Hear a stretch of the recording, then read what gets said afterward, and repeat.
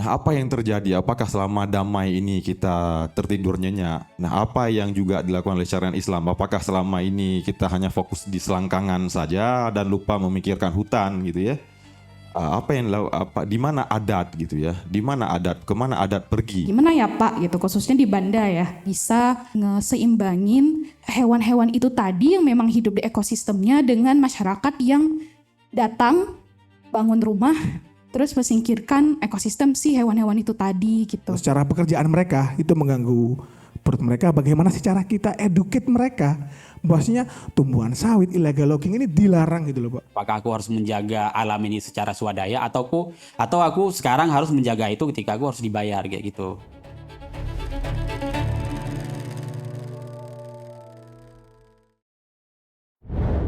Segala puji dan syukur kepada Allah Subhanahu wa taala, kita masih ada kesempatan ya untuk bisa menikmati tontonan karya-karya pelajar dari Aceh Documentary. Dan hari ini juga tepat sudah 2 bulan lebih ya Aceh mengalami bencana. Saya nggak tahu apakah itu bencana ekologi atau bencana ekosistem. Artinya banyak ya yang kemudian dilabelkan kepada peristiwa-peristiwa yang hari ini terjadi di Aceh. Dan 2 film tadi itu adalah karya pelajar tingkat SMA dan dua-duanya berlokasi di wilayah bagian Aceh Tengah. Mungkin yang gambar yang indah-indah yang tadi sempat kita nonton, dalam 2 bulan ini pasti terjadi perubahan eskalasi struktur tanah dan segala macam. Apalagi mungkin kalau kawan-kawan ada yang pergi ke daerah. Nah, saya teringat beberapa yang bulan yang lalu ya, saya sempat nonton dari awal-awal pasca bencana itu ada salah satu kutipan dari Profesor Ihsan, dia salah satu guru besar di UI. Kata dia bahwa akan terjadi malapetaka besar bagi dia bahwa bencana Sumatera ini adalah bencana kemiskinan massal yang akan terjadi ke depan. Dan itu saya bukan yakin ya, artinya itu akan mengarah ke sana karena sampai hari ini pun seperti belum ada apa-apanya yang terjadi di lapangan dan masih morat-marit lah masyarakat. Ya mungkin kita di Banda Aceh masih happy-happy saja. Semoga Allah memberikan ruang yang ya terbaik lah buat hamba-hambanya. Oke, 2 film tadi saya sebagai programmer dipercayakan sama Bang Adli khusus di 2 film ini. Ada satu hal yang ingin saya pertanyakan kembali adalah sebelum Allah menciptakan manusia, justru bumi ini dihuni oleh makhluk lain. Salah satunya adalah binatang ya, hewan. Kita juga jenis hewan sebenarnya, tapi hewan yang berjenis manusia. Dan dalam hal ini itu adalah ada gajah. Dan dialog-dialog dalam film ini memberikan sebuah refleksi saya secara pribadi. Kita seperti orang Israel yang merebut tanah-tanah Palestina dan sebaliknya kita hari ini merebut ruang-ruang yang harus dimiliki dan dinikmati oleh hewan yang bernama gajah. Dan itu terekam dalam tarian Guel bahwa pendahulu-pendahulu di dataran tinggi Gayo itu juga memberikan sebuah catatan mereka dan itu disimpan di dalam tarian Guel punya hubungan. Tapi justru sebaliknya sekarang menjadi sebuah peristiwa besar seakan gajah adalah manusia jenis yang harus disingkirkan dari kehidupan kita. Teringat di dalam surah Al-Baqarah di ayat 31 ya kalau nggak salah, seakan-akan yang membuat heran malaikat bahwa manusia akan menciptakan kerusakan, ternyata ada benarnya gitu. Tapi Allah memberikan sesuatu yang tidak dipahami malaikat dan itu kita bisa. Oke,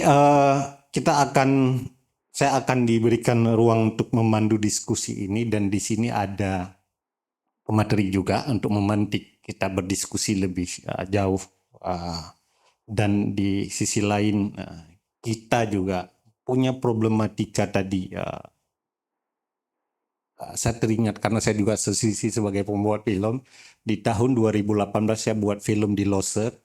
Satu pertanyaan saya ajukan kepada Mr. Jali. Saya tanyakan, Loser ini kan sangat terkenal dan kaya, punya ekosistem dan segala macam. dia punya emosional yang kemudian muncul sampai dia bilang bahwa ya kamu bisa buat film ini karena mengata-ngatakan loser itu kaya dan kamu dapat uang buat film. Tapi kami dapat apa? Itu pertanyaan dia dan membuat saya nggak bisa bertanya-tanya lagi. Saya terdiam. Ya, karena saya dibayar. Waktu itu ada sebuah project dari USAID, saya mengangkat cerita tentang Mr. Jali. Tapi Mr. Jali karena dia melihat ekspresi saya sehingga dia bilang, ya, saya melihat sisi hikmah ada padamu, kamu mengangkat cerita kami biar orang lebih tahu lebih luas. Tapi jangan sembunyikan fakta yang harus kalian ceritakan. Oke, dan di film kedua itu adalah salah satu fenomena, artinya manusia ini memang sangat kacau, rumit ya. Sesama manusia pun bisa jadi aneh ya di sisi lain, dan di film Umpo Uten ini memberikan bahwa di satu sisi atas nama konservasi lingkungan, tapi memberi kesan kepada saya pribadi bahwa ini adalah muncul kolonialisme di bidang konservasi pula sebaliknya. Apakah LSM itu menerapkan sesuatu yang salah atau masyarakat sebaliknya? Tapi bisa dua-duanya memang bermasalah. Kita memang sedang bermasalah sebagai manusia di atas muka bumi ini. Artinya gajah satu sisi, belum lagi kawan-kawan bisa membayangkan apa yang terjadi di Singkil yang punya ribuan buaya, dan tiap tahun peristiwa itu selalu masuk di Serambi yang bisa kita akses ke media lokal, manusia dimakan buaya. Dan dengan binatang-binatang yang lain. Di Takengon sekarang juga sedang ada isu beruang menghajar pemukiman masyarakat, dan masyarakat sudah membeli senjata ingin menghajar beruang. Padahal beruang itu udah duluan hidup sebelum pemukiman warga ada di situ. Itulah manusia di tahun 2026, 2025 dan di abad 2020.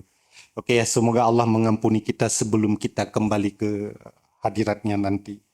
Amin ya rabbal alamin. Oke, di sini sudah hadir materi kita Bang Taufik Abdah. Saya persilakan kepada Bang Taufik untuk bersama kita.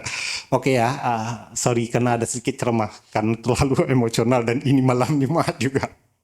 Oke, Bang Taufik, saya nggak memperkenalkan lebih jauh ya. Bang Taufik mungkin sebagian kawan-kawan sudah kenal. Beliau bagi saya adalah seorang guru saya di bidang organisasi, dan beliau sangat punya banyak pengalaman kajiannya di bidang adat, lingkungan. Beliau aktif di JKMA, dan beliau juga kalau 98 ini aktivis Sentral Referendum Aceh, SIRA dulu, bukan SIRA partai politik ya, SIRA yang sebagai organisasi advokasi HAM saat itu. Oke, saya punya beberapa catatan pertanyaan ya Bang Taufik sebelum Bang Taufik mulai nanti. Ada satu hal yang mungkin bagi saya adalah mungkin kepada penonton juga dulu. Setelah kita menonton dua film tadi itu, sebenarnya posisi kita itu di mana? Kalau saya ingin mengutip beberapa catatan yang saya telah catatan Nasantiro, dia selalu memunculkan satu pertanyaan, sodro.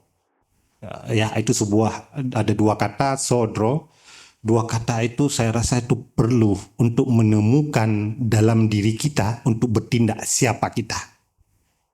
Ya, kita nggak memotong pohon segala macam, tapi kita menikmati alam yang dirusak di sana, sawit diproduksi dan kita goreng ikan dan segala macam. Saya rasa kita bagian dari itu juga.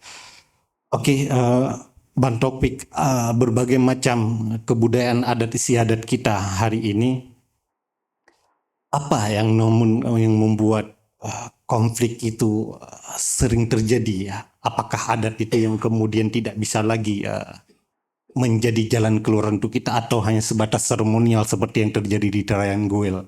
Apakah itu bisa diwujudkan kembali untuk membangun harmonisasi kita dengan gajah? Atau sebaliknya, gimana pengolahan sebuah organisasi profesional yang kita menggunakan platform yang masyarakat sendiri itu juga ketika dipolarisasi, ketika distrukturkan, dimanajemenkan, justru jadi berantakan. Atau hanya dibiarkan lepas saja. Mereka hidup seperti alam apa adanya. Oke, itu dua hal yang menggelitik saya. Selebihnya saya selanjutkan kepada Bang Taufik. Bismillahirrahmanirrahim. Assalamualaikum warahmatullahi wabarakatuh. Yang kami hormati teman-teman semua ya, teman-teman saja. Saya sebagai teman diskusi malam ini, saya menonton dua film ini, Tarian Gajah dan Empu Uten, sangat ini ya, merasuk terharu. Pertama dari sisi produksi, ini diproduksi oleh pelajar dengan bimbingan dari teman-teman Aceh Dok. Dua judul ini dan tema di dalamnya ini menjadi penting bagi saya malam ini untuk menyampaikan banyak hal yang selama ini banyak salah kaprah tentang adat. Dan kita sangat kaya dengan sistem pengetahuan dan kearifan lokal yang dilembagakan secara adat, tapi selama ini abai ya. Abai didokumentasikan dengan baik, abai dipelajari secara akademik di kampus. Karena adat masih dipahami dalam makna KBBI, yaitu adat adalah tradisi. Padahal adat bukan hanya tradisi. Karena tidak semua tradisi adalah adat. Saya berbicara tentang tarian gajah dan Empu Uten dalam konteks pengalaman saya di adat dan juga di pengorganisasian di Gampung, dan mungkin nanti juga menjawab beberapa hal yang disampaikan oleh Bang Ari. Nah, 2015 kami membongkar filosofi dan paradigma adat. Tentang adat bukan hanya tradisi. Yang kemudian kami tulis dalam opini di Islami Tegak Lurus Ada Aceh dan Syariah Islam, karena menurut kami dari realitas adat yang kami temukan di lapangan, adat Aceh bukan hanya tradisi. Karena tidak semua tradisi adalah adat. Karena adat Aceh adalah manifestasi dari akhlak sosial. Dari mana lahir pernyataan itu? Kalau teman-teman pernah baca kitab fikih, pasti akan belajar tahapan di fikih apa aja babnya. Pertama, taharah, setelah taharah apa? Ya ibadah kan, ada sholat dan seterusnya, puasa. Kedua setelah ibadah apa? Muamalah ya. Terus apa lagi? Munakahah ya. Setelah itu baru jinayah, siasah di bab yang lain. Tapi akarnya dari tauhid. Nah, dari tauhid dia di syariah, dan syariah ini tajallinya nanti dia berhubungan dengan akhlak. Nah, akhlak kita bagi dari dua. Ada akhlak individual terkait dengan ibadah nantinya, dan akhlak sosial terkait dengan apa tadi? Muamalah, munakahah, jinayah tambah siasah. Nah, di akhlak sosial terkait yang kita sebut munakahah, itu adatnya disebut dengan adat kekerabatan ya. Adat muamalah dulu. Itu dengan adat harkat. Jadi ada pertanian, perkebunan, kelautan, dan macam-macam. Itu muamalah. Kemudian terkait dengan munakahah, itu di adat perkawinan, kematian, dan seterusnya. Kemudian terkait dengan jinayah, itu jadi peredaran adat, dengan siasah jadi pemerintahan adat. Ada teman-teman pernah berpikir kenapa kajian fikih itu diawali oleh muamalah sebelum munakahah, setelah ibadah? Taharah dulu. Coba bayangkan kalau tidak beres taharah, nggak mungkin beres ibadah. Kalau nggak beres taharah ibadah, nggak mungkin beres muamalah. Nggak mungkin beres munakahah, belum beres muamalah ibadah taharah. Jadi kalau kita lihat banyak angka perceraian sekarang, mohon maaf, dinamika keluarga pasti bermasalahnya di taharah, ibadah, dan muamalah. Salah satunya. Bisa dicek gitu. Karena ketika dulu ulama-ulama menyusun itu, pasti punya maksud. Itu yang harus dibongkar. Sama seperti dua judul film malam ini, harus kita bongkar apa maksud dibalik film dan apa maksud dibalik cerita dalam film itu. Nah, ketika kita sebut tentang tarian gajah, kalau kita sebut tadi ada ibadah sebagai syariah, ya ibadah individual ya. Ada akhlak individual yang kita sebut dengan apa? Adab. Kalau akhlak sosial tadi kita sebut adat, karenanya basisnya konsensus. kalau akhlak individual tidak konsensus. Misalnya di sebuah tempat boleh saja menyebutkan ayahnya kahayah. Tapi di tempat lain tidak boleh. Karena dia terikat kepada dimensi ruang waktu. Jadi sifatnya universal, tapi dia kalau yang adat ini konsensus. Kalau di kampung A bisa berbeda adat di kampung B. Makanya disebut dalam istilah syair, apa istilah itu pepatahnya? Ureng mempetua, kampung mengadat. Ya. Coba bayangkan kalau orang tidak ada ketuanya, pemimpinnya. Desa, kampung, hana mengadat. Apa terjadi? Teman-teman punya komunitas nggak ada ketua, coba bayangkan apa terjadi. Satu angkatan nggak ada koordinator letting, apa terjadi? Ya kan? Makanya sudah disebut ureng mempetua, menyohana petua, habislah ya kan. Semua merasa ketua kan. Juga kampung nggak ada adat pasti kacau. Nah itu. Nah dari sisi ini kita lihat bahwa akhlak individual tadi adab itu tajallinya dari ekspresi apa? Tarikat. Makanya tarian gajah itu adalah ekspresi tarikat. Makanya kita sebut dengan seni dan teknologi adat. Makanya hal-hal yang terkait dengan adat berbasis seni dan teknologi pasti punya ekspresi tarikat. Rumah Aceh coba bayangkan. Menghadap ke mana? Kenapa ada dua tingkat? Kenapa ada ruang ini, ruang itu, dan seterusnya. Coba. Kenapa rumah Aceh pantang menggambarkan ornamen warna dengan binatang misalnya? Pasti punya ekspresi. Walaupun ada beberapa temuan juga, misalnya di Awi Getah ada apakah yang terbaru atau tidak ya. Tapi jarang kita lihat rumah Aceh ada ornamen wujud binatang. Pasti dia ornamennya wujud tumbuhan, bunga, dan seterusnya. Atau macam-macam yang lain ya. Nah, tidak berwujud. Karena itu tadi, karena ekspresi dari tarikat. Dah tarian gajah tadi ekspresi tarikat. Jiwa ya. Dia membangun komunikasi jiwa dengan jiwa orang dengan jiwa gajah. Nah kalau perlu ditelusuri, jangan-jangan ini ada tarikat tertentu juga.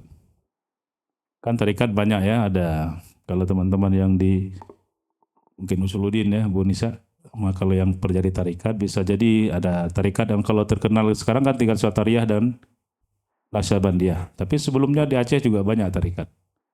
Dan bisa jadi ada tarikat Qadiriyah yang salah satu penutuhnya adalah dia menundukkan binatang tertentu. Ada ekspresinya dengan menundukkan harimau, menundukkan ular, menundukkan gajah, dan seterusnya. Kita nggak tahu. Karena saya nggak pelajari itu. Pasti punya dia ekspresi tarikat. Makanya kalau kita lihat seni tadi coba ya, itu dia berkomunikasi dengan gajah dalam bentuk tarian ya. Dan itu pernah saya ketemukan ceritanya di 2015 ketika riset mau menyusun kanun hutan adat mukim di Aceh Jaya di Panggung. Kecamatan Kurung Sabe, ketemu dengan mantan kecil menjelaskan tentang pengalaman dia berhubungan dengan gajah ketika dia membuka hutan. Dia apa istilahnya membuat kenduri untuk harimau supaya tidak diganggu ketika proses membuka hutan. Ketika hutan dibuka, setelah ditebang itu dia juga lakukan semapa istilahnya ya, keliling supaya ada binatang itu keluar, baru dia bakar. Untuk penanaman. Setelah dia tanam padi ladang, setelah panen dia juga menyapa gajah. Itu di tahun 70-an dan dia lakukan sampai 2015. Dan anak-anak muda di sana dianggap nyopak gesinya pungo. Jadi tidak masuk akal, secara rasional nggak masuk akal. Tapi apa yang terjadi di Panggung sampai hari ini tidak ada konflik gajah. Kalau setelah dari situ saya pulang ke Nehen ya Bu Nisa. Saya prakteknya pun jangan. Jangan itu yang pikir rumah di tembok ya kan? Apa namanya yang serabe tahu serabe macam dia kalau dikena gigit patok itu mirip bukan komodo tapi yang lebih kecil lebih langsing dia yang bikin rumah dari tanah itu di tembok-tembok kalau kena patok yang dari ini ya dari ekornya itu sakit betul tuh. Nah, itu kami coba tes lah kan. Supaya tidak diganggu orang rumah. Alhamdulillah. Nah, artinya apa yang kita sebut ini komunikasi jiwa dan jiwa dengan si gajah ini ya ini. Berapa banyak orang sekarang mampu melakukan itu? Baik, tadi kan yang juga ada orang-orang tua yang melakukan sapa dengan menggunakan media asap. Saya pengalaman dari orang panggung itu dengan 7 buah nebai padi, setelah panen dia itu ke gajah. Saya nggak paham, secara rasional nggak paham. Tapi kemudian saya memahami, saya praktek di rumah itu dari Kumoto itu dan dengan beberapa yang lain, kucing misalnya, teman-teman yang pelihara kucing, kan nggak pernah menunjukkan tangan yang sudah bonding ya. Kayak gede, tapi dia pergi ke sana gitu. Susah dijelaskan secara rasio, tapi kita bisa melihat realitasnya. Ketika si kucing yang dengan kita sudah sejiwa, perkataan kita itu bisa dipatuhi. Gimana cara itu? Itu kenyataan yang saya alami juga ya. Tanpa menunjukkan, atau teman saya itu pelihara lembu di Nehen tuh ya. Kalau adiknya yang datang itu harus pakai cabang pohon kuda-kuda. Baru lembunya mau pulang. Tapi kalau dia yang datang, abangnya ini karena mungkin lihat dia langsung lembunya suatu pulang tuh ke kandang. Tapi kan kawan-kawan tadi kan saya rasa pasti sudah punya persepsi masing-masing lah tentang film. Nah artinya Bang, kayak umpamanya konflik satwa hari ini yang terjadi misalnya di Aceh ini, apakah karena tata kelola manusianya yang itu bermasalah atau ruang hidupnya? Nah ini Biar nanti kawan-kawan juga bisa ikut diskusi langsung ya dengan Bang. tadi saya sampaikan ada tauhid, kemudian ada syariah atau kemudian fikih tadi, kemudian akhlak ya, akhlak sosial atau yang tadi ekspresi tarikat. Kalau kita bongkar pandangan dunia tauhid, setiap hari, setiap jam bisa jadi kehidupan kita pasti akan berurusan dengan Tuhan alam manusia tiga itu. Kita hari ini berdiri di sini ada dimensi Tuhan alam manusia, selalu ada itu tiap hari. Nah kalau saya turunkan jadi 5. Jadi diri-diri yang tadi dibilang Bang Ai apa mengenal diri keluarga, diri sesama, diri alam, diri Tuhan. Nah artinya berarti Bang hari ini apakah adat dan budaya apa istilah Bang tadi ada tarikat itu apakah punya nilai tawar dalam hidup kita hari ini atau jangan memang dia nggak berfungsi lagi ya? Nah makanya sebenarnya pengetahuan dan kehidupan kita indikatornya cuma itu tadi 5. Apakah kita makin kenal dan baik dengan diri kita tiap hari? Makin kenal dan baik dengan keluarga kita? Cuma di sekolah nggak ada pengetahuan tentang keluarga. Paling PKK tapi belajar masak-memasak. Apakah kita makin kenal dan baik dengan sesama? Kenal dan baik sama kita paham teman kita. Jadi nggak selalu harus direspon dengan ekspresi kemarahan ya. Apakah kenal dan baik dengan alam tadi? Tentang hutan fungsinya, tentang gajah, dan tentang Tuhan. Apakah kita makin kenal dan baik dengan Tuhan? Itu tiap hari. Dulu mungkin Bu Nisa ingat, kami tiap Sabtu rapat kan. Indikator anak-anak itu belajar karena anak-anak kami dua-duanya homeschooling. Indikatornya 5 itu. Saya juga itu. Tiap hari menilai diri apakah saya makin kenal dan baik dengan diri saya, kenal baik dengan keluarga saya, kenal baik dengan alam, kenal baik dengan sesama, nah itu problemnya sekarang. Secara pengetahuan kita ada, misalnya dengan Tuhan ada belajar fikih, ada belajar tauhid, ada akhlak dan seterusnya. Dengan alam ada matematika, fisika, kimia, biologi, informatika, apalagi banyak ya. Ada astronomi. Dengan manusia ada antropologi, geografi dan seterusnya. Tapi tentang keluarga yang problem kita ini juga. Yang tentang diri juga terbatas. Nah indikasinya itu sebenarnya orang makin kurang kenal dan baik dengan alam. Kenapa kurang kenal dan baik dengan alam, Bang Ari? Ini problem di diri. Jadi alam ini sebenarnya ini manifestasi dari kita ya. Akhlak kita ini sendiri masalahnya apa? Orang tahu merusak alam itu bermasalah. Orang yakin merusak alam itu bermasalah, tapi tindakannya tetap merusak. Jadi problemnya apa? Yang kita sebut sekarang namanya integritas. Jadi kita lihat saja di mana kampung bermasalah, di mana negeri bermasalah, pasti orang-orang di dalamnya bermasalah. Apa masalahnya? Integritas. Berarti kita emang bermasalah, Indonesia ini bermasalah ruangnya. Iya. Kenapa Damaran Baru itu bagus? Tadi kita lihat ini kembali ke Damaran Baru contohnya. Coba cover Damaran Baru, Om Puten. Karena orangnya sudah harmoni ya tadi. Karena indikatornya harmoni kita, selaras dengan Tuhan, alam, manusia. Manusia kita bagi lagi dengan sesama, dengan keluarga, dengan diri kita sendiri. Orang kalau over kerja, kita nggak sadar diri ya. Udah tua masih nggak pakai jaket kalau naik motor misalnya saya. Nah itu bermasalah. Oke Bang. Nah itu ya secara konsep dasar ada tauhid tadi yang Bang Taufik bilang ya. Artinya ada permasalahan di paling dasar. Oke nih Bang Taufik, ini mungkin kawan-kawan ada Sebelum masuk ke diskusi. Ya, diskusi. Nah, diskusi. mungkin sekitar 2 menit 3 menit lagi lah Bang. Di riset saya 2018, kemudian saya menemukan terkait dengan pembagian tadi ya, ruang ya. Ruang itu kan ada ruang hidup, ruang penghidupan, ada ruang kehidupan. Ruang hidup itu kita ada tempat, ada rumah dan tempat tinggal. Itu ruang sosial sebenarnya. Ada ruang penghidupan itu kita sebut dengan ruang ekonomi. Dan ruang kehidupan itu penyangga ke semuanya, ke ekonomi dan sosial tadi. Nah, kita sekarang merusak penyangga kehidupan kita, itu yang hutan, yang air sumbernya, ya kan, ekosistem, yang penghidupan, yang itu bisa untuk air, udara dan seterusnya ya. Nah itu yang artinya pengetahuan cukup untuk itu. Tapi kenapa orang melakukan tetap misalnya illegal logging dan seterusnya. Nah artinya kembali tadi ke integritas orang, si pelaku itu.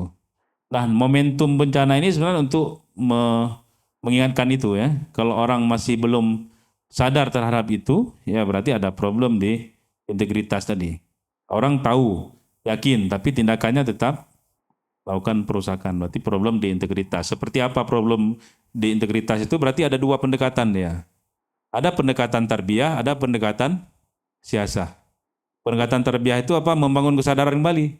Pendidikan. Kalau siasah berarti apa? Kebijakan, hukum, dan seterusnya. Itu ya. Pendekatannya untuk melakukan hal-hal yang terkait dengan integritas. Nah, terkait dengan dimensi tadi, pengalaman kami juga, dan saya praktekkan sekarang, dengan alam, dengan gajah, saya kira juga hampir serupa. Saya membagi ada 7 temuan juga, tipe. Hubungan saya dengan Bang Ari ini ada 7 hal. Dengan siapapun, dengan Bang Arziki ada 7 tipe hubungan sesama ini, untuk menilai tadi harmoni ya. Makanya saya orang yang berbeda ketika melihat relasi manusia dan gajah itu berdampingan atau koeksistensi. Karena koeksistensi bagi saya itu tipe hubungan 0. Apa 0? 0 itu artinya keterpisahan. Dia tidak berkonflik dan tidak bekerja sama. Dia nafsi ya. Kalau pakai teori himpunan A dan B itu terpisah. Ada teman-teman matematik di sini? Ada yang matematik? A dan B itu terpisah. Itu koeksis. Dia sama-sama A eksis, B eksis, tapi dia tidak bertemu dan tidak berkonflik. Itu koeksis ya. Tapi dia harmoni, tapi tidak. Nah, tipe yang ke selanjutnya itu yang tipe skala 1 itu adalah koordinasi. Seperti kita malam ini. Ini koordinasi ini, koordinat. Koordinat apa? Ada titik temu kan? Bertemu kita menonton, nanti berdiskusi. Jadi melahirkan saling berbagi pengetahuan, pemahaman. Jadi kita membangun titik temu, pemahaman, sudut pandang dan seterusnya. Ada skala yang ke selanjutnya tipe plus 2 itu adalah kolaborasi. Seperti katakanlah Aceh The Commentary dengan pelajar tadi dan teman-teman yang hadir ini collab. Collab itu apa? Antara himpunan AB itu ada irisan. Kerjasama, ada hal-hal yang dikerjasamakan, ada hal yang masing-masing itu. Nah kalau tipe yang selanjutnya plus 3 itu sinergi. Sinergi itu sejiwa. Nah hubungan suami istri itu paling kurang begitu ya Bu. Bisa ya? Harus sejiwa ya. Ya Bang Arziki. Coba bayangkan hubungan suami istri itu hanya koordinasi, hanya bertemu saja di rumah, tidak sejiwa, sinergi. Nah yang bahayanya adalah mulai -1 Bang Ari. Kontestasi. Itu yang terjadi bisa jadi dengan gajah juga, kontestasi ruang. Bukan dia sinergi sejiwa dengan gajah, saling memahami dan seterusnya. Atau -2, konfrontasi, konflik dengan gajah. Kan ada juga kasusnya. Atau yang -3 bermusuhan, dianggap gajah sebagai hama. malah atau terjadi perburuan dan seterusnya itu kan. Makanya harmoninya sebenarnya bicara dengan gajah penyelamatan yang pernah kita dorong di Benar Meriah Aceh Tengah dan Biren dan termasuk kemarin di provinsi dengan Serap Satwalian melihat relasi antara gajah, pemulihan habitat dan manusia. Manusianya yang dilakukan oleh tadi Empu Utun itu. Nah, bicara organisasi sebenarnya sama juga. Apa contoh istilah organisasi yang paling tepat untuk kita gambarkan dalam istilah Al-Quran ya? Karena organisasi apa kata kuncinya? Organik ya, kehidupan. Dalam Al-Quran ada istilah apa yang ini ada Bu Nisa soalnya ahli Al-Quran nih. Kasyajaratun Thayyibah ya. Ya Bu Nisa kan? Ya, pohon yang baik. Makanya membangun organisasi itu Bang Ari nggak bisa serta-merta. Seperti teman-teman tadi nggak bisa itu. Harus ada prosesnya. Pohon yang baik itu apa dia? Ada apa? Ada 3 bagian, akar, batang, apa lagi? Buah kan? Buah. Coba bayangkan, ada pohon akarnya yang nggak kuat, apa terjadi? Pohon, akarnya nggak kuat, apa terjadi? Tumbang. Organisasi juga gitu, kalau nggak kuat akarnya, nilai-nilainya, saling menghargai, saling percaya, macam-macam, jujur, terbuka, transparan, apalagi? Musyawarah mufakat, apalagi nilai terserah disepakati masing-masing kelompok, itu tumbang organisasinya. Yang kedua, secara aturan pokok, batangnya nggak kuat. Apa yang terjadi? Patah, macam tadi. Kenapa konflik? Karena aturan mainnya nggak disepakati, Bang Ari. Apa yang dilakukan oleh si kelompok Empu Utun, apa yang dilakukan oleh LSM pendamping, atau yang lain nggak jelas pembagian perannya. Ada istilahnya yang mendominasi. Ini konflik. Kalau ada yang dominasi, konflik nggak? Konflik, apalagi tanpa musyawarah mufakat. Kemudian organisasi itu tidak memberi manfaat. Pasti juga akan sia-sia kan orang. Nah tadi kan soal ekonomi tadi. Oke, hutannya selamat. Kami selamat nggak? Nah itu. Jadi, nah kalau bicara pohon lagi, ada fase. Nggak bisa ujuk-ujuk bentuk organisasi. Berapa banyak organisasi dibentuk secara dadakan. Cepat sekali bubar. Kenapa? Nggak ada aturan main, nggak ada nilai. Ada fase semai dia. Ada diskusi, pra pembentukan, pra forming, pra tanam, kemudian dibentuk forming penanaman, baru nanti disepakati aturan main seperti apa, nilai-nilainya, ada programnya, baru bertumbuh, berkembang. Nah kalau organisasi nggak melalui fase itu, seperti pohon yang baik itu Bang Ari, pasti bermasalah. Kalau nggak tumbang, bubar, paling kurang konflik ya, seperti tadi. Mungkin begitu, silakan Bang, untuk lanjut diskusi. Oke, itu tadi ya. Ini mungkin kayak ada kesan workshop tadi, bukan tapi ya. Tapi ini tuh penjelasan Bang Topik. Dan selanjutnya saya lemparin ke kawan-kawan penonton ya. Mungkin ada ya berbagai macam sudut pandang lah, atau ada pertanyaan yang ingin diajukan. Oke, saya persilakan kepada kawan-kawan. Boleh menggugat, mengkritik apa? Boleh berbeda, nggak masalah. Ya mungkin yang Bang Boleh Topik bertanya. ceritain tadi adalah cerita idealnya ya. Tapi dunia kita nggak seperti itu. Ya, artinya nggak berjalan kayak alis lurus gitu, nggak. Tapi ada contohnya Bang Ari. Ya, ada praktek baik yang macam di Semulu tadi ya, yang Empu Utun tadi ada praktek baik juga. Ada beberapa berhasil lah diciptakan, tapi di ruang yang lain tidak bisa. Tidak selalu sama bisa ya. Ya, oke. Ada pertanyaan dari kawan-kawan? Kalau ada hal kurang jelas silakan bertanya. Hal yang berbeda silakan di. Tapi Bang Topik sambil nunggu kawan-kawan ya menyiapkan pertanyaannya.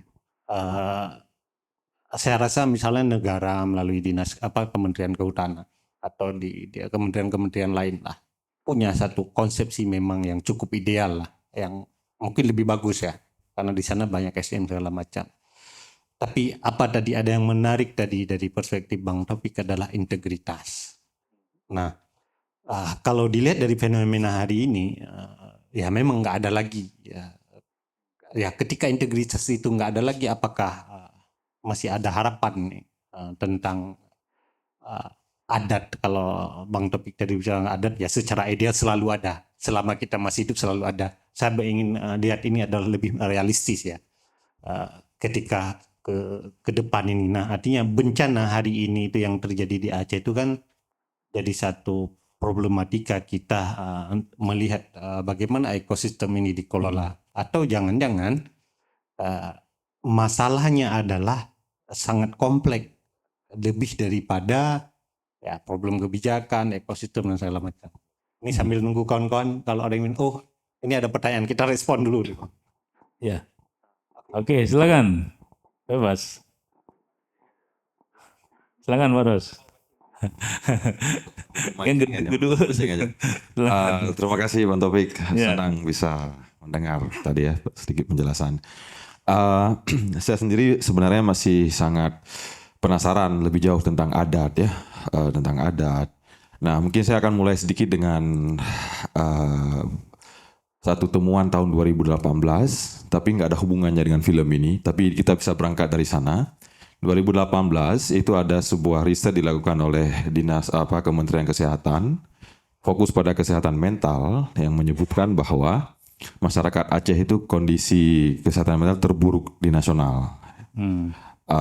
Dan itu kemudian berbenturan dengan fakta bahwa orang juga meyakini ya, meskipun saya sendiri nggak meyakini hal seperti ini, bahwa orang yang punya isu kesehatan mental karena jauh dari Tuhan, dan beberapa orang kemudian mempertanyakan Aceh kok syariat Islam tapi kok makin banyak orang yang punya gangguan mental. Itu satu pertanyaan yang mungkin orang akan marah, tapi ini layak untuk didiskusikan ya, meskipun saya sendiri nggak percaya hubungan antara kesehatan mental dengan tuduhan orang kurang iman gitu ya. Balik lagi ada hubungannya dengan itu, bahwa kita tahu Aceh sudah menerapkan syariat Islam dan Aceh ini pintu masuknya Islam, dan orang Aceh itu memang mau mati-matian demi agama gitu ya.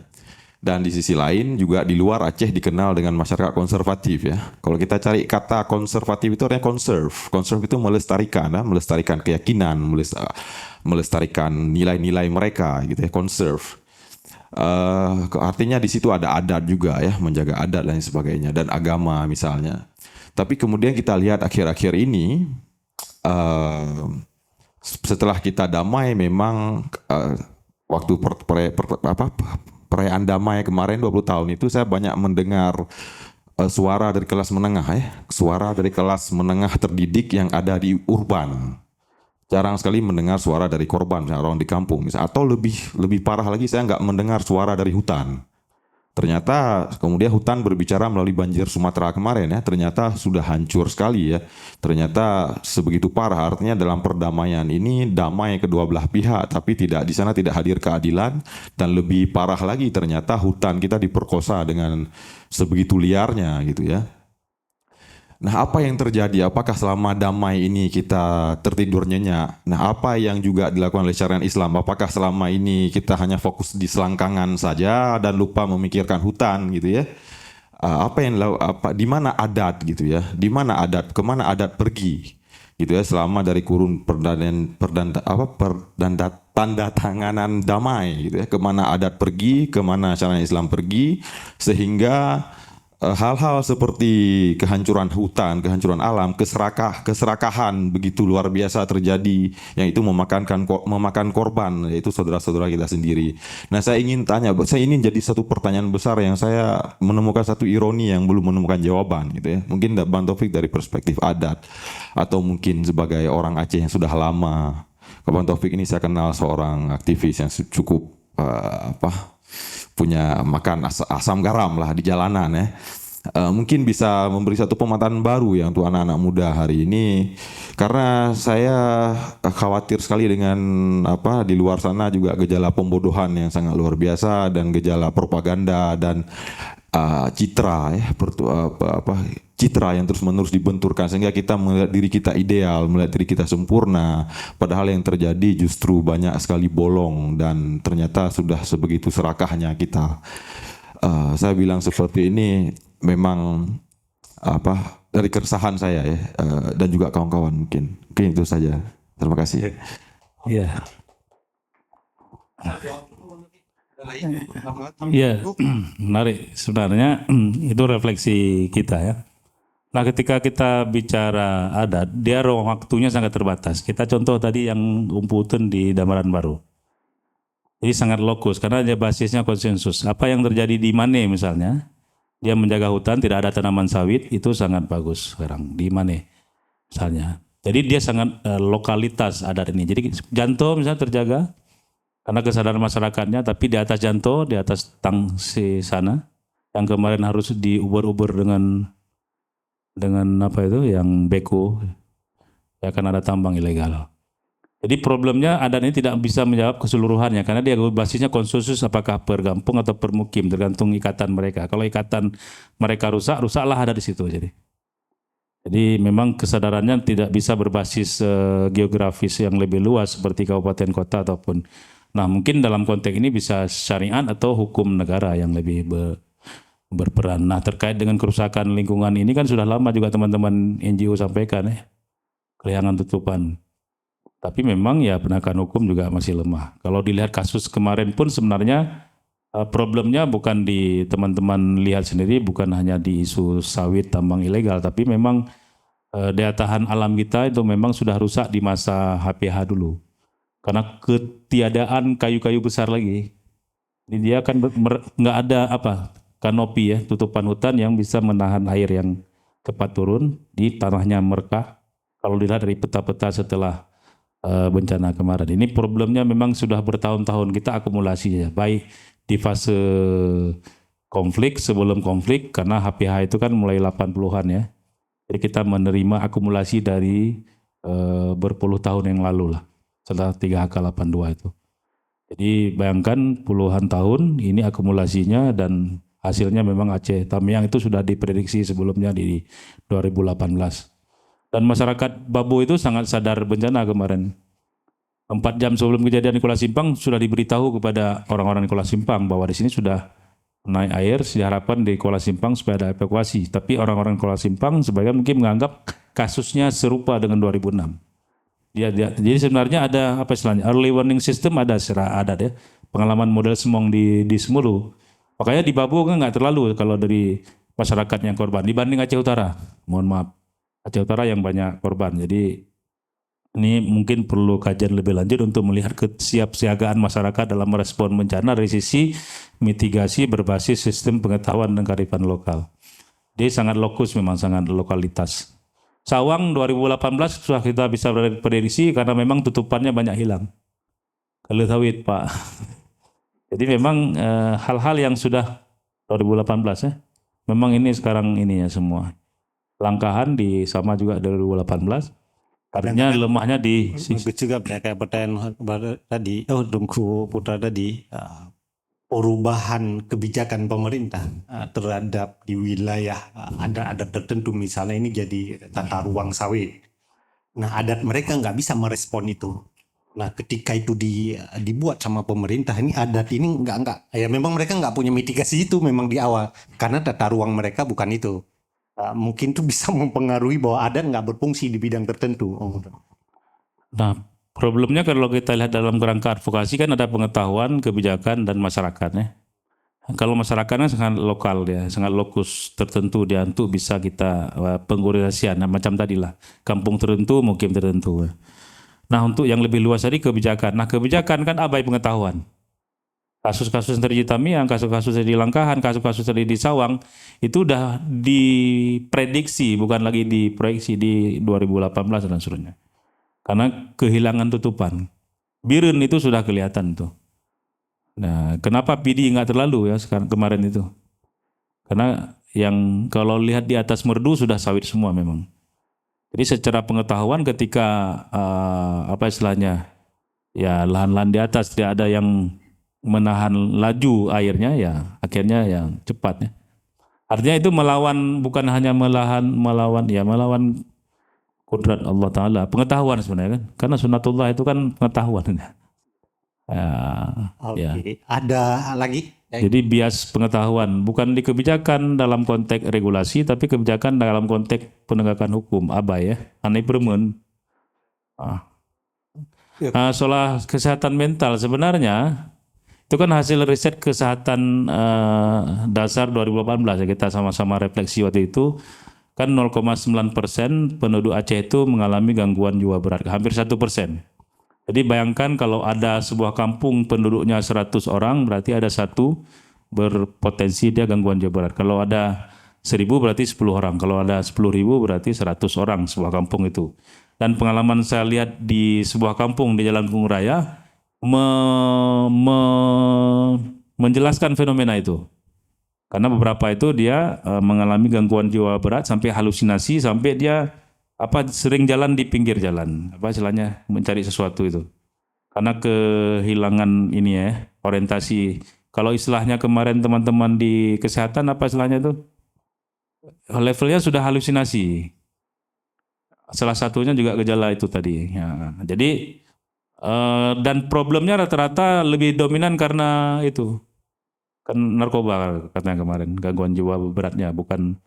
Jadi memang problem terkait dengan syariat Islam, ya apakah ada ini model terapi berbasis tadi itu.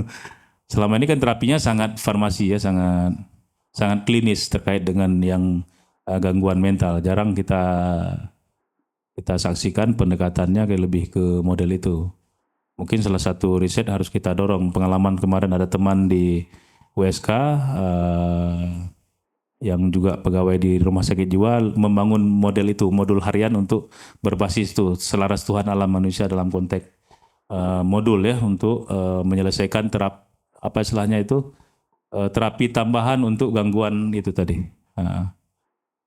Nah, jadi masih sangat pendekatan farmasi ya, klinis Pak Putra. Kejawab lah ya kira-kira Bang Putra ya.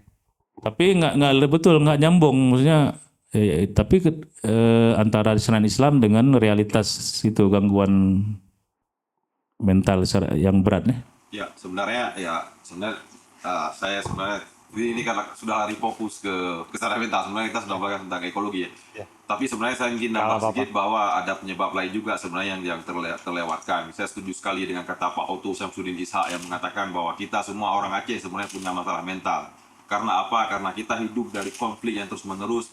Kita punya persoalan intergenerational trauma dari masa kolonialisme, perang saudara DITII, 65, GAM sampai sekarang yang kemudian berubah bentuk jadi kekerasan domestik. Itu memang punya alasan yang panjang ya terhadap kesehatan mental. Tapi mungkin itu akan jadi, semoga ada satu film yang akan bisa bicara tentang trauma itu. Artinya gejala-gejala itu juga bisa mempengaruhi mental kita lah ya. Oke, ini ada si kakak ini ingin bertanya. Halo, Assalamualaikum warahmatullahi wabarakatuh. Sebelumnya kenal Pak, saya Gebrina, saya Gegep, saya kelahiran 2002, saya Gen Z, jadi saya emang orang asli Banda Aceh, tapi tidak punya interaksi yang dekat dengan hutan, jadi saya orang kota gitu. Interaksi saya sama hewan, gajah, itu juga lewat LSM, saya harus ke Aceh Jaya buat ketemu gajah, sama waktu kecil saya sering pulang kampung lewat Selawah, oh ada naik gajah gitu, interaksi saya cuma itu. Pertanyaan saya ini sih Pak, mengenai modernisasi dan urbanisasi masyarakat modern sekarang, apalagi di Banda Aceh ya gitu, karena saya orang Banda Aceh, kalau saya ke Gayo terlalu jauh gitu, saya nggak bisa pergi, apalagi saya cewek. Gini sih Pak, kan waktu saya kecil Banda Aceh kan banyak rawa-rawa dan banyak biawak, dan seiring dengan berkembangnya populasi di Banda Aceh, banyak rawa-rawa yang ditimbun tanah, akhirnya dibangun rumah gitu. Jadi pertanyaan saya lebih ke ini sih Pak, Banda Aceh sendiri banyak ekosistem yang hilang gitu, dan biawak banyak yang dibunuh atau dipukul gitu ketika dia lewat di jalan gitu sama orang-orang di masyarakat di dusun, di kampung mana gitu. Contohnya di Berawe waktu saya SMP saya sering lihat itu gitu. Gimana ya Pak gitu, khususnya di Banda ya, bisa kembali merefleksikan, ngeseimbangin hewan-hewan itu tadi yang memang hidup di ekosistemnya dengan masyarakat yang datang bangun rumah terus mesingkirkan ekosistem si hewan-hewan itu tadi gitu. Karena kalau hutan saya nggak punya pengalaman di hutan gitu. Jadinya pertanyaan saya lebih ke itu sih, penyeimbangan modernisme sama ekosistem alam yang udah ada tapi digantikan dengan kehidupan manusia itu tadi. Terima kasih. Gajah yang jenis biawak ya. Itu juga makhluk Tuhan dan dia tersingkirkan hari ini ya. Ada yang berakhir di dalam minyak goreng dia. Sebagian digoreng, dipanggang tuh. Oke, Bang Lovi. Nah, kalau di perkotaan kan sekarang misalnya kita Banda Aceh ada berapa hutan kota? Di Tibang sama di Kedah ya, Kedah atau Pelanggahan. Ya, tapi kan lebih ke burung ya, lebih dominan ya. Ini ya, yang bertambahnya aksesnya burung. Kalau yang jenis melata mungkin belum secara khusus ya, ada ekosistemnya yang didorong ya. Paling memang hidup alami seperti daerah mana itu? Daerah Gelompang, ya. Daerah Gelompang dan seterusnya paling. Ya, mungkin beberapa biawak itu terselamatkan dia di sungai-sungai. Kayak Sungai Lampase itu banyak biawak lumayan Iya. gede-gede itu. Belum. Belum. Di Mungkin daerah Gelompang masih banyak deh sebenarnya kalau. atau kan di kota Banda Aceh kan banyak taman-taman ya. Ini artinya taman-taman itu ketika nggak berfungsi mungkin cocok dijadikan tempat. Tapi yang taman ataupun yang hutan kota itu lebih banyak nampaknya yang bertambah itu burung ya, tempat ini ya. Hingga burung ya. Tapi Kalau benar pengalaman. juga kata si kakak ini. Saya lihat juga memang beberapa peristiwa di sungai di belakang Panglima ya. Dulu tuh lumayan biawak. Sekarang udah agak langka juga. Karena apakah karena air bah datang kemudian Nah, ada yang pelajari nggak apa sih manfaat biawak? Dalam ekosistemnya sebagai apa? Mata rantai makanan apa dia? Tikus. Predator biawak siapa? Kan rantai makanan kan ada sebenarnya ada, ya kan? Kan bicara ekosistem dia ada rantai ini ya. Nah, predator biawak itu siapa dia? ya mungkin itu salah satu. Tapi itu penting memang menjadi pengetahuan karena tadi untuk kita kenal baik dengan alam, kita kan harus ada ilmu apakah matematik, fisika, kimia, biologi. Nah, untuk itu kan biologi. Nah, pasti ada manfaat Tuhan menciptakan sesuatu. Nah, apa manfaatnya itu yang perlu dicari. Pasti ada maksud, misalnya keberadaan biawak, keberadaan babi pun ada kan? Anjing pun ada. Maksudnya itu yang perlu dicari manfaatnya dalam ekosistem. Dia apakah terkait dengan rantai makanan atau yang lain gitu. Gajah ini banyak juga fungsinya, bukan sebagai rantai makanan secara langsung karena nggak ada predator gajah, tapi dia bisa menjadi pembawa banyak bibit tanaman karena dia memakan sesuatu kemudian dilepaskan kan. Makanya disebut dengan apa istilahnya satwa payung ya, satwa kunci karena dia bisa setelah misalnya gajah ini mengobrak-abrik sebuah tempat, dia makan sesuatu, nanti tumbuh katakanlah seperti rumputan itu jadi makanannya rusa. Jadi ada fase gajah, ada fase rusa, ada nanti setelah rusa banyak main di situ karena tumbuh ilalang atau apa tumbuhan yang habis dimakan gajah, datang harimau kan gitu. Jadi semacam siklusnya bukan langsung dia sebagai predator gitu, tapi memang lingkungan itu berubah menjadi siklus itu. Datang gajah, makan sesuatu, terus dia nanti tumbuh lagi datang kijang atau rusa. Lah ketika musim rusa datang ke situ kan datang predator lainnya yang rusa. Itu jawaban kira-kira ya. Nah itu yang harus dicari. Misalnya biawak itu seperti apa dia seperti tadi? Apakah ada predatornya? Manfaatnya apa dia?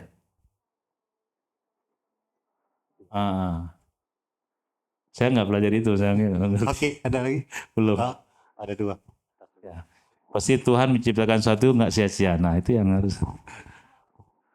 Baik, bismillahirrahmanirrahim. Assalamualaikum warahmatullahi wabarakatuh.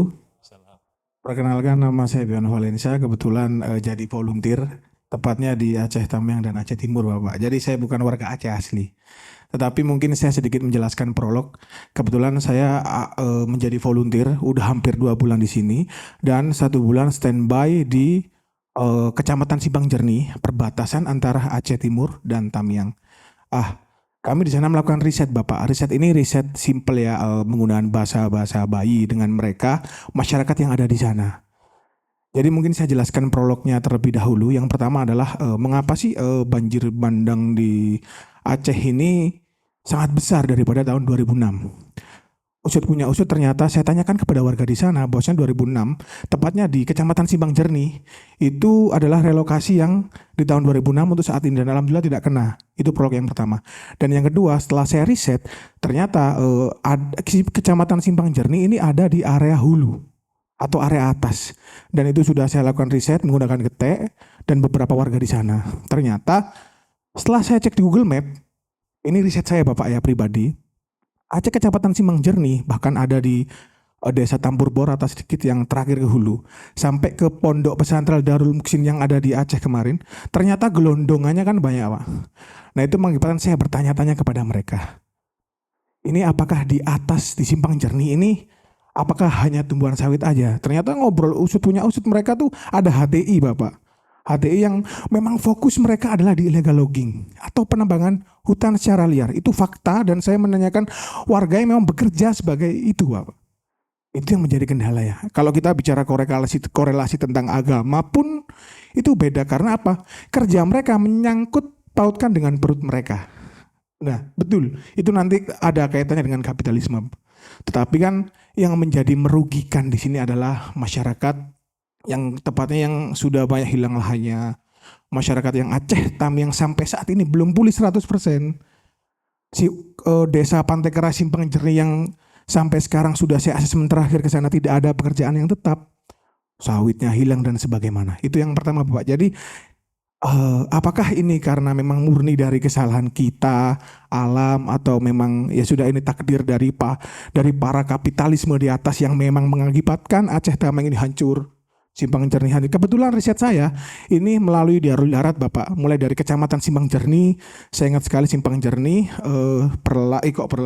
Serkil, Babu, Batang Ara itu ada Alus Jambu, saya ingat sekali waktu ke Sekerak, dan bahkan sampai Aceh Tamiang. Itu saya menggunakan jalur darat.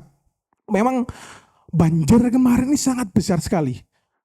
Warga Getek pun, maksudnya perahu Getek yang kita sewa, beliau, saya ingat sekali Bapak, waktu itu tanggal 15 atau 16 Desember ada dokumenternya di HP saya.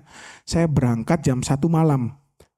Berangkat ini mohon maaf ya Kak, sambil storytelling lah terkait pengalaman kita kemarin Bapak ya Kak, saya khususnya. Jadi waktu 16 Desember saya berangkat dari Medan menuju Aceh Timur, tepatnya Simpang Jernih itu sekitar 8 jam. Jam 1 malam saya bawa bantuan buat masyarakat. Ternyata waktu di Getek itu perahu orang senior Pak ya, orang Getek senior itu yang sampai tidak mengerti arus baliknya mereka karena luasnya banjir bandang yang menuju ke area Aceh Tamiang. Itu yang menjadi problem. Ternyata usut punya usut ya kembali lagi tadi. HTI di sana adalah ditebang secara liar oleh masyarakat yang ada di sana. Itu fakta Bapak. Saat waktu saya ke Dusun Bedari, tepatnya di Desa Rantau Panjang, itu saya lihat memang gelondongan banyak sekali. Nah, ini yang menjadi tolak ukur saya sebagai orang jauh Pak ya. Bagaimana sih Pak? Kebetulan saya juga Gen Z tahun 2001. Yang menjadi patokan saya nih, bagaimana sih Pak cara warga setelah Bapak tadi sudah jelaskan ya secara harfiahnya, mungkin secara pekerjaan mereka itu mengganggu perut mereka, bagaimana sih cara kita educate mereka bahwasanya tumbuhan sawit illegal logging ini dilarang gitu loh Pak. Bagaimana cara korelasi hubungan antara perut mereka dengan dampak yang ditimbulkan banjir kemarin. Paham nggak Pak maksudnya? Korelasi antara perut mereka ya dengan esensial yang diakibatkan oleh mereka terhadap masyarakat sekitarnya. Bahkan masyarakat penuh yang kemarin terkena di Aceh Tamiang. Itu sih Bapak. Iya, ke esensial perut mereka. Oke. Ya, itu sekalian ya berarti Gisa Pak Andre tadi. Assalamualaikum warahmatullahi wabarakatuh. Ya saya Andre. Menarik ya apa yang sudah disampaikan oleh Bang Taufik. Cuman saya ada satu pertanyaan gini Bang. Ada nggak hal yang membuat lembaga masyarakat adat ataupun masyarakat tapi dia sudah punya adat, sudah punya tradisi dari lama, sudah turun-temurun, mereka sudah melaksanakan itu malahan puluhan tahun, seperti yang kita nonton di dua film ini.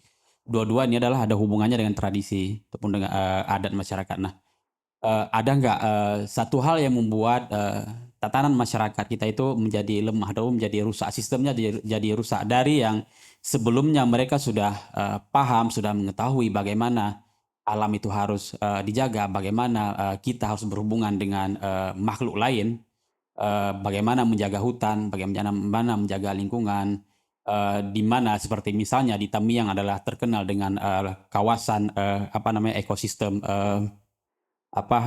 pohon bakau yang sangat luas dan masyarakat bisa mencari rezeki di situ, dan itu sebenarnya sudah menjadi bagian dari tradisi mereka. Kemudian seperti yang di Takengon, mereka sudah hidup dengan alam, memanfaatkan alam bagian dari kehidupan. Kemudian ada satu fenomena mungkin, ataupun ada satu eh, aksi luar eksternal yang masuk ke daerah tersebut, kemudian membawa sistem baru ataupun membawa aturan-aturan program lah, misalnya program baru, sehingga masyarakat adat kita itu menjadi rusak. Ada nggak hal-hal yang seperti itu sehingga masyarakat kita hari ini di Aceh menjadi lemah di sisi adat ataupun tradisi? Apakah itu tradisi dalam hal tarian yang dia punya syair-syair yang yang menceritakan bagaimana manusia ini harus berakhlak, harus berbudi pekerti yang baik, hubungan dengan manusia, hubungan dengan Tuhan, dan hubungan dengan alam. Kemudian ataupun dari segi perilaku menjaga lingkungan. Nah, hari ini saya melihat itu di dua film ini, saya melihat itu bahwasanya ini ada sesuatu hal yang membuat masyarakat itu rusak tatanan sosialnya, Bang Taufik. Apakah ada hal-hal yang seperti itu? Apakah program dari NGO kah yang membuat masyarakat itu rusak dari segi budayanya, atau program-program pemerintah itu sendiri yang membuat masyarakat kita jadi buyar ya? Apakah aku harus menjaga alam ini secara swadaya, atau aku sekarang harus menjaga itu ketika aku harus dibayar kayak gitu? Terima kasih, Bang Taufik. Assalamualaikum. Kita beri aplaus dulu ya untuk semua tanggapan. Ada 2 pertanyaan. Ya, nah terkait dengan mata pencaharian, saya pengalaman yang pendampingan yang di Janto sama yang di Semelu, teman-teman FI, mereka riset kemarin bikin semacam base manajemen praktis yang ada juga. Nah, bicara tematik untuk mata pencaharian ada 2, bicara sustainable, keberlanjutan ada, kemudian diferensiasi keberagaman macam di Janto. Kenapa Janto itu isu illegal ini agak sedikit tereduksi, Janto ya. Padahal di atasnya juga inten ya, di atasnya Tangsi dan lain itu. Karena masyarakatnya masih memiliki Janto banyak itu alternatif. Aceh besar. Aceh besar ya. Kenapa dia tereduksi illegal loggingnya, aktivitas merambah hutannya? Karena dia masih memiliki banyak alternatif lain. Dia masih ada sawah, masih ada ternak, masih ada kebun. Jadi alternatif mata pencaharian ini membuat dia tidak begitu memiliki apa istilahnya pilihan, nggak ada pilihan lain gitu. Karena dia masih memiliki banyak pilihan, akhirnya dia kemudian masuk pilihan kenapa menjaga hutan, karena perlu air untuk sawah, air untuk juga spam ya, sistem penyediaan air minum berbasis masyarakat. Jadi dia penting melihat hutan itu untuk basis air bagi sawahnya maupun untuk minumnya. Itu kesadaran yang terbangun. Makanya kemarin kan juga anak-anak muda bikin kegiatan hampir mirip dengan Tangsi ya, Ikatan Pemuda Janto Lestari. Jadi memang ada 2 pendekatan selalu dari temuan kami. Pertama, secara internal masyarakat harus ada kesadaran. Jadi dengan pendekatan edukasi, sadar atas kondisi yang terjadi. Kemudian yang kedua adalah kebijakan siasah kan. Problemnya kan di kebijakan ini yang merusak biasanya. Ketika ada kasus banyak pelanggaran biasanya dari eksternal. Pengalaman kami di Semelu lihat kasus-kasus pengeboman ikan itu dilakukan bukan oleh aktor internal. Karena aktor internal itu dia sadar atas keberlanjutan sumber dayanya. Kalau dia meracun ikan, kalau dia membom ikan, pasti itu nggak lama lagi dia bisa memancing ikan di daerah itu. Tapi selalu ada aktor eksternal dia yang ingin cepat dapat banyak terus cabut gitu kan. Berarti rumusan masalahnya dirubah ya. Hah? Mengapa mereka membuat masyarakat menebang hutan? Bukan masyarakat menebang hutan ya. Harus dibalik nih pertanyaannya. Nah, Jangan ini dalam masyarakat kasus tersangka. ketika aktornya masyarakat ya. Ketika aktornya masyarakat. Tapi kita lihat banyak kasus itu aktornya kan bukan masyarakat sebagai individu tadi, tapi ada toki-toki itu pemodal yang harus bisa dicek kan. Dan beberapa basis macam di Birin itu bagian dari proses land clearing untuk tanaman sawit kebanyakan kan itu. Tapi itu kan harus ditelusuri kroniknya dilihat. Nah, lagi-lagi mata pencaharian itu harus masyarakat sadar. Pertama terkait dengan sumber mata pencaharian alternatifnya harus banyak diferensiasi. Pengalaman Janto atau di Semelu dia paham atas keberlanjutan sumber daya dari situ. Makanya sampai misalnya lobster itu di beberapa titik di Semelu yang ada panglima lautnya kuat itu, yang adanya kuat, itu yang 3 on ke bawah nggak ditangkap. langsung dilepas lagi dan di pengepulnya nggak mau terima karena pasar di Medan pun nggak terima itu, dia hanya bisa untuk pasar lokal. Ini memang kesadaran lagi-lagi kebaliknya dan kepatuhan atas kesadaran diyakini dan dilanjutkan ada itu komitmen kesepakatan adatnya. Dan itu memang rumitnya karena lokus dia. Kesepakatan per kampung atau per beberapa kampung desa ya. Dia nggak bisa satu kabupaten karena dia konsensus. Karena yang akan menjaga seperti Empu Uten tadi. Nggak bisa orang di luar Damaran Baru itu mau ikut patroli di kampung yang berbeda karena kesadarannya berbeda gitu. Jangan sampai si Mulu kayak yang putir lah nanti. Ah. Kita orang ini pergi.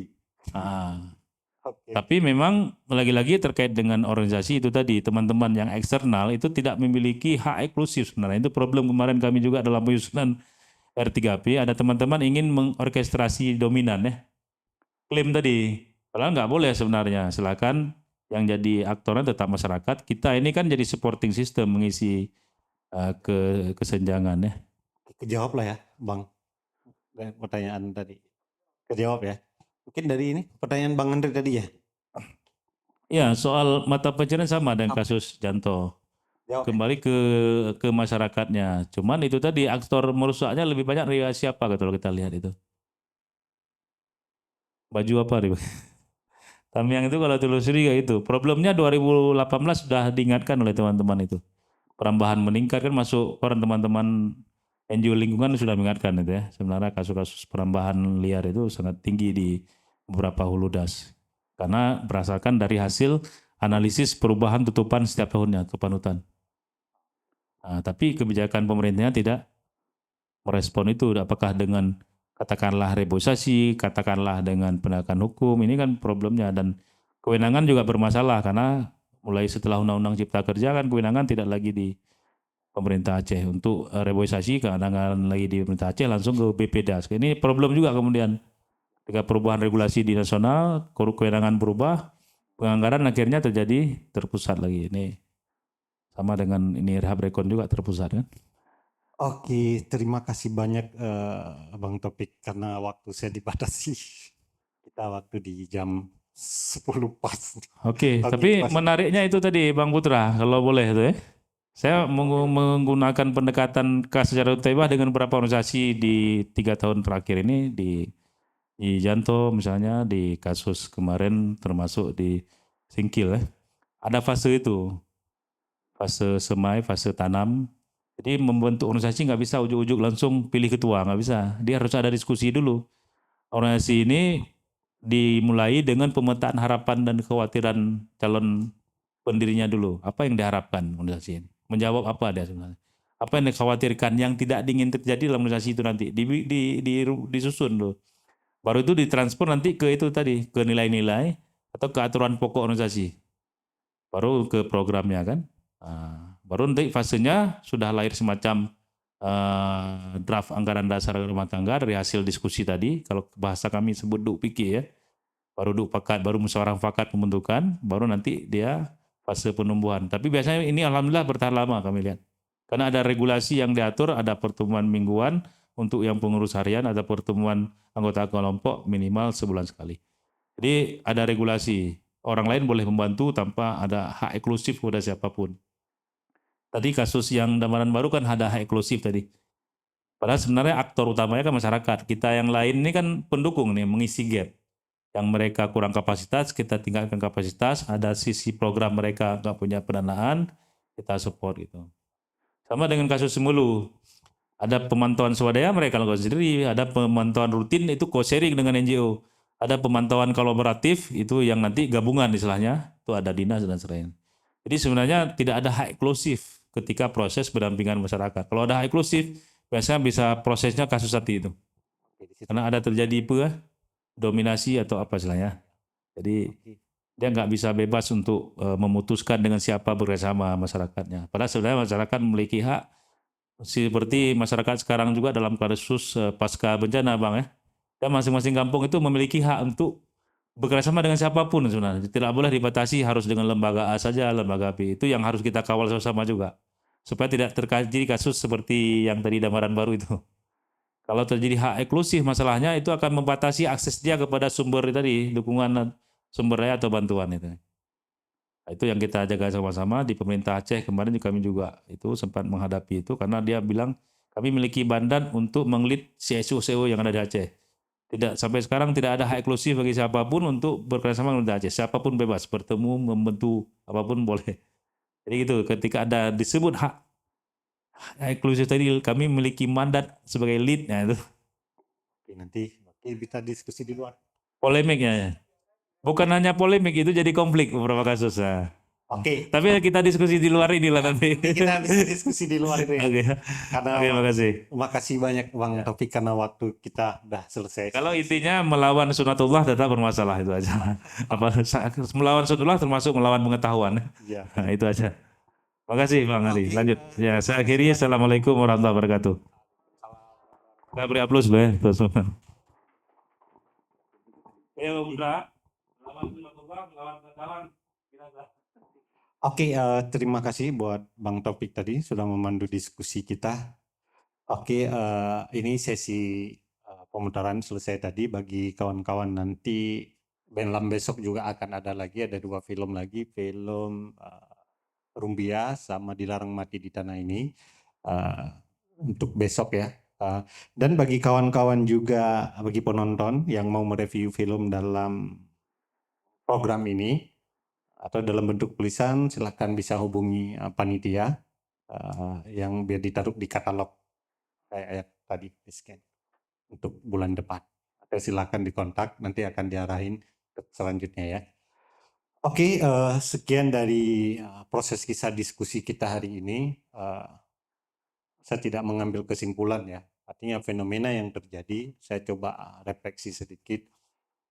Kasus biawak kayak di Banda Aceh, di kampung-kampung juga banyak yang burung hilang nama, nggak ada lagi ya, fenomena mural, banyak pohon orang yang tidak tahu lagi apa jenisnya, ada kegelapan yang sedang muncul di generasi kita, kayak kata Bang Putra ya, mungkin adat udah nggak butuh lagi, saya di satu sisi juga sepakat, dan juga fenomena yang selalu muncul adalah masyarakat yang selalu salah, suka nebang dan segala macam, tapi kita tidak pernah berpikir, saya agak sedikit emosional Bang ya, karena kemarin saya ke Pining itu masyarakat cerita di sana bahwa di sana itu ada PT yang resmi, negara memberi izin.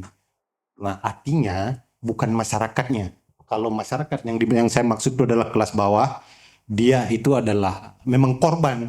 Ya oke, dia perlu segala macam. Saya rasa ya, baret coklat ya, pasukan coklat itu terlibat sangat aktif mereka dalam eksekusi hutan di kita. Itu bisa dicek tuh.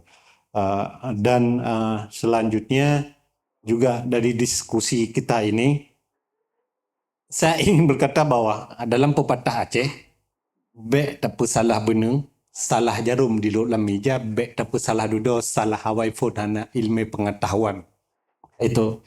Nah kalau diterjemahkan gini, jangan salahkan benang, salah jarum yang sudah duluan menusuk menyatukan kain, tapi jangan salahkan di kemudian hari. Karena pengetahuan yang tidak mereka miliki. Artinya saya yakin juga di satu sisi ada masyarakat di tengah hutan tidak tahu Islam dan dia meninggal, Tuhan akan mengampuni dia. Oke, sekian dan terima kasih. Wassalamualaikum warahmatullahi wabarakatuh.